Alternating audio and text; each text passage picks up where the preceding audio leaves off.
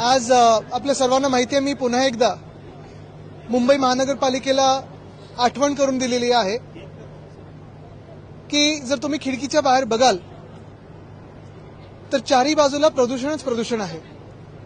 खरं तसं पाहायला गेलं तर जिथे आपलं अधिवेशन चालू आहे मुंबईमध्ये, महाराष्ट्राची राजधानी, हे असं वातावरण असताना, प्रदूषित सगळीकडे वातावरण असताना, मी हाच प्रश्न आयुक्तांना विचारला होता की हे प्रदूषण जे आपण गेले 3-4 वर्ष पाहतोय, सरकारकडून काही उत्तर येत नाही, तुमच्याकडून काही ठोस उपाययोजना होत नाहीयेत.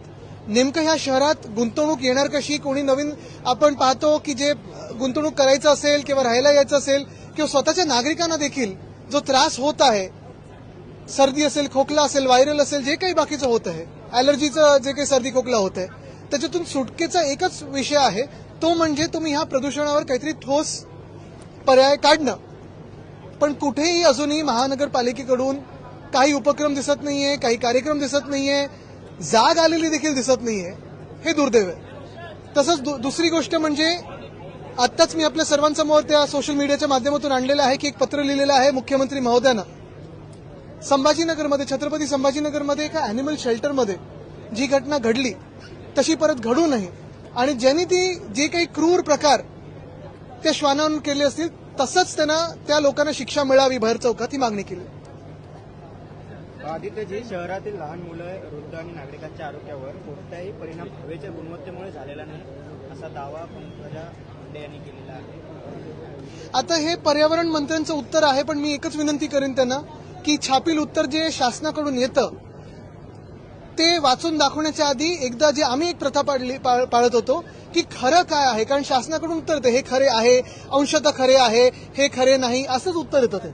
आणि ते जे उत्तर आणि जे बाहेर वस्तुस्थिती आहे त्याच्यात जे अंतर असतं ना, ते काचेतून बाहेर किंवा खिडकीच्या बाहेर बघितल्यानंतर जाणार. हो, मला वाटतं त्यांच्यासाठी तीर्थक्षेत्र म्हणजे केंद्रात गृहमंत्र्यांचं घर, बस. सगळ्या ज्या गोष्टी आहेत ना, म्हणजे आरक्षणाचा विषय असेल किंवा मग कर्जमुक्तीचा विषय असेल, अशी कितीतरी घोषणा आम्ही निवडणुकीच्या आधी ऐकल्या होत्या. आता लाडकी बहिणीचं देखील काय झालंय, किती लाडक्या बहिणी त्याच्यातून कमी केलेल्या आहेत. आणि हेच आमचं सांगणं आहे की विरोधी पक्षनेता, कदाचित हे पहिलं बजेट सेशन असेल जिथे ना विधान परिषदेत ना विधानसभेत विरोधी पक्षनेता आहे. नेमकी भाजपला भीती एवढी का आहे, ह्याचं उत्तर तर मिळतच नाहीये. पण आता निवडणुका झाल्या म्हणजे सगळं काही स्थगित करायचं आणि आनंदात कारभार चालवायचा, अशी मनस्थिती आहे का? अशी मनस्थिती असेल तर हे पण सगळं गुंडाळा ना, आपण कशाला रोज रोज इथे येतोय? मग वाढत चाललेली आहे, पण त्याच्यावर काही मंत्र्यांकडून उत्तर आलं का हे देखील आपण पाहिलं. नुसतं सरकारनी नोंद घ्यावी असं वरतून आदेश आलेले आहेत, पण सरकारनी नोंद खरोखर घेतली आहे का, काय उपाययोजना करणार आहेत, त्याच्यावर कुठेही काही आलेलं नाही. चाळे करण्याच्या आधी जे चाळीत राहतात त्यांच्यासाठी आम्ही जे सेस नॉन सेस प्रॉपर्टीज आहेत, मुंबईत लाखो मुंबईकर टेनेंट म्हणून राहतात, मग चाळींमध्ये राहतात, इमारतींमध्ये राहतात. काही चाळींची आपण जर परिस्थिती पाहिली तर खूपच एकदम भयानक झालेली, राहण्यासारखी नाहीये. पण हे महानगरपालिका जे चाळे करत आहे ना, त्याला एकच पर्याय आहे, ते म्हणजे आम्ही सांगतो की पागडीचा कायदा त्याच्यात बदलून जे टेनेंट्स आहेत, मग पागडीमध्ये असतील किंवा नॉनसेस प्रॉपर्टीज ह्या उपनगरात आहेत, सेस प्रॉपर्टीज शहरात आहेत, दोन्हीकडे हा कायदा आणा. तिकडे जे राहतात त्यांना पहिलं संरक्षण द्या, त्यांना तुम्ही एक ओळख द्या टेनेंट्स म्हणून, त्यांचे जे काही अधिकार आहेत ते नीट ठेवा तुम्ही आणि मगच पुढचा विचार करा. दुसरी गोष्ट म्हणजे आम्ही जो कायद्यात ती तरतूद आणलेली 79A आणि B, ती अजूनही सुप्रीम कोर्टात आहे. त्याच्यासाठी केंद्र सरकारकडे किंवा आपल्या राज्य सरकारकडून त्या कोर्टामध्ये काही पाठपुरावा होतोय का? आपल्याला आठवत असेल, मी बैठक देखील मागितली होती मागच्या अधिवेशनात. आतापर्यंत त्यांना स्मरणपत्र लिहिले की अजून बैठक मिळालेली नाहीये. म्हणजे निवडणुका होऊन गेल्यानंतर, जे मी परत तुम्हाला सांगतोय की एकंदर निवडणुका होऊन गेल्यानंतर मग शहरी लोक असो किंवा ग्रामीण लोक असो, एकंदर नागरिकांकडे लक्षच द्यायचं नाही. नुसतं VIP व्हिजिट होतील त्याच्यासाठी बॅनरबाजी करायची, पण नागरिकांकडे लक्षच द्यायचं नाही, असंच हे सरकारने ठरवलेलं आहे. पैसा नाही आहे हे लाडक्या बहिणींमुळे नाहीये. जे सरकार आता सांगतं ना की लाडक्या बहिणींमुळे भार वाढलेला आहे, हे खोटं आहे.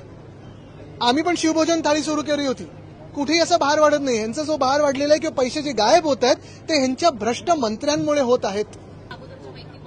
मग मला तुम्ही सांगा, जर असेच दोन ह्या पक्षांमध्ये असं होत असेल तर ग्रह खातं नेमकं करते तरी काय? कोणी सुरक्षित आहे की नाही आपल्या रस्त्यांवर?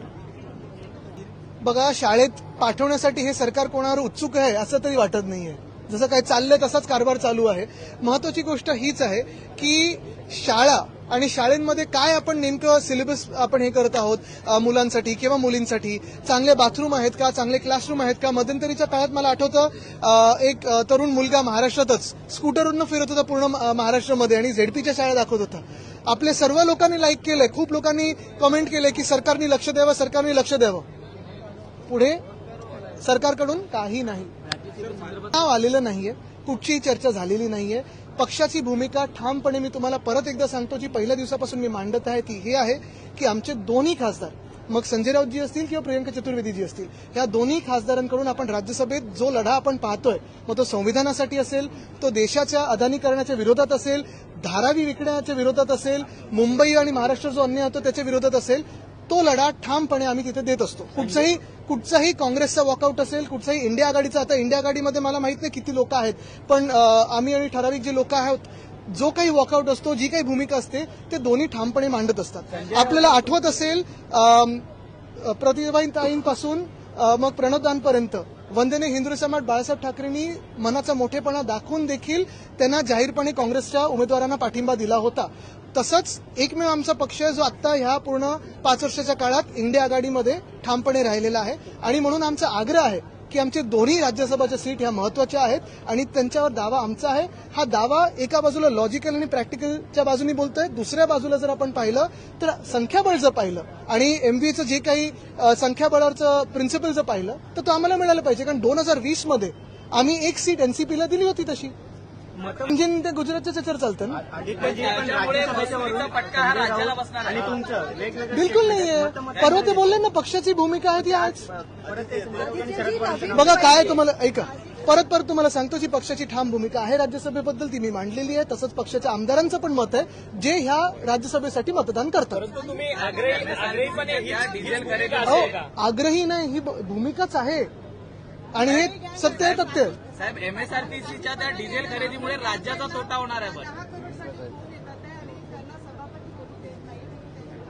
मला वाटतं तो काल आज पण विषय आम्ही घेतलेला हाऊसमध्ये, त्याच्यावर आता सभापतींनी सांगितलंय त्याला.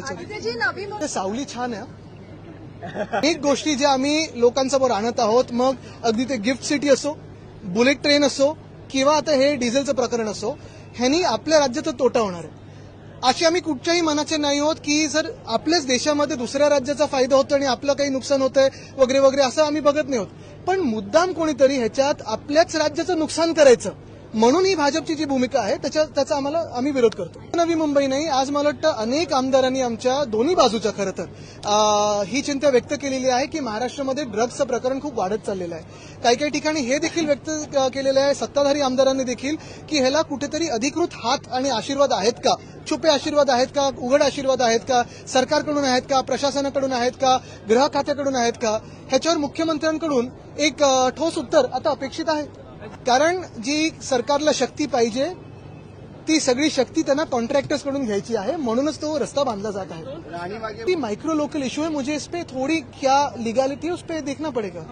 ठीक आहे, बघा ना, उलट त्यांच्याकडून एशियाटिक लायन जर आले, हे आपल्याला आठवत असेल मध्य प्रदेश देखील शिवराज सिंग चौहान साहेब जेव्हा मुख्यमंत्री होते तेव्हा एशियाटिक लायन्स तिथे आणण्याचा प्रयत्न करत होते. कारण तिथे जेनेटिक पूल हा इंटरब्रीडिंगमुळे खराब होत चाललेला आहे. तो जर आपल्याला टिकवायचा असेल आणि एशियाटिक लायन्स आपल्याच देशात आहेत, जर ते टिकवायचे असतील तर आपल्याला ते थोडं वेगळं करून जे सायंटिफिकली वेगळं करायचं असेल ते आपल्याला करायला लागेल. तरी देखील माझा दावा हाच राहील की पेंग्विन सारखी यशोगाथा मला दुसऱ्या कुठच्याही राज्यात दाखवा.